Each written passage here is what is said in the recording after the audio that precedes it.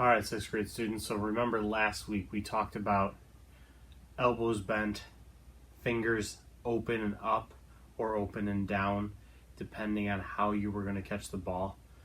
Knees were slightly bent. In the sitting position, your elbows are bent, hands are kind of open and up because we were doing that seated toss last week. And then we did seated side toss, seated forward and back toss.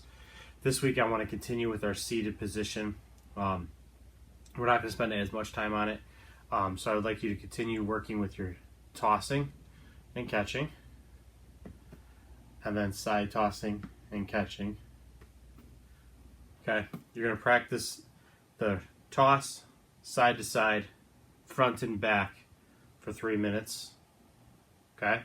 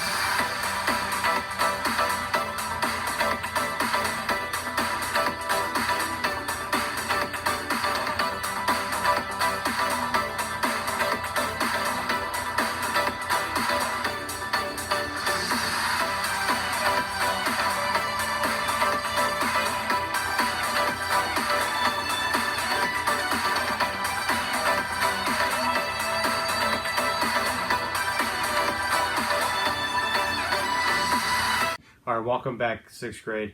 Now what we're gonna do is we've been really working on the catching when it comes down, but I want to work on catching above my head.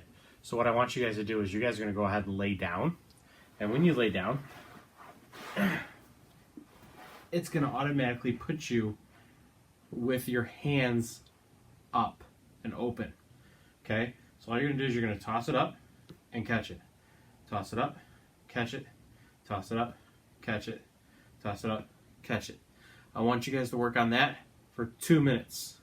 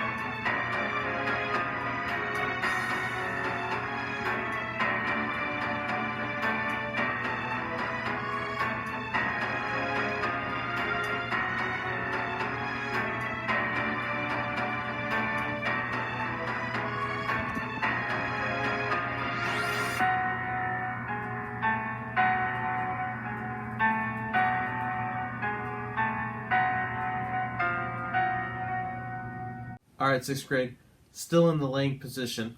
Now what I want you guys to do is kind of work on those side to side catches. Okay, so you're going to toss it over to the side, catch it, toss it over the side, catch it, toss it over the side, catch it, toss it over the side, catch it, toss it over the side, catch it. All right, practice that for 2 minutes.